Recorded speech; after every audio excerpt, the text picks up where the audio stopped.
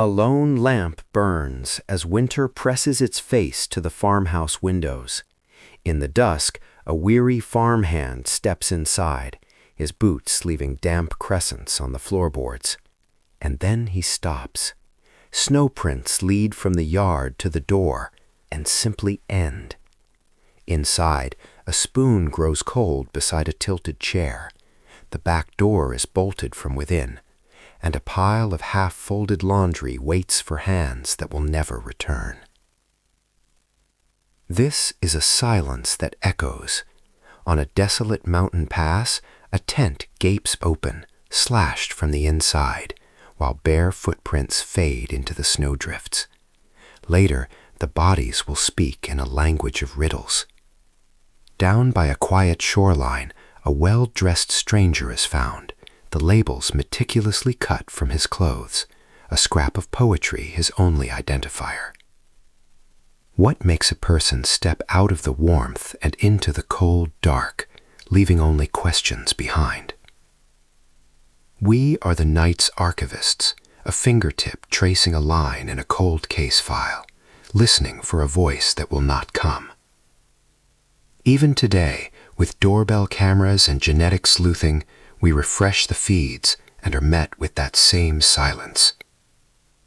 These cases hold our attention because they reveal the limits of our technology. They remind us that we cannot database intention or fear or the final choices made when no one is watching. We move from hushed speculation to methodical analysis, searching for the thread that links the farmhouse whispers to the vanished hikers. The most popular theories huddle together for warmth: a patient hunter, a merciless squall, a message meant for someone else. Each one sounds plausible until it collides with the messy truth. A crime scene is touched by both panic and kindness. A concerned neighbor moves a lamp. A first responder's boot erases a print. A witness misremembers a detail, and a timeline slips by one crucial hour. Are we seeing a hidden design, or just the human need to find one? In these older cases, the records sit in boxes that smell of dust.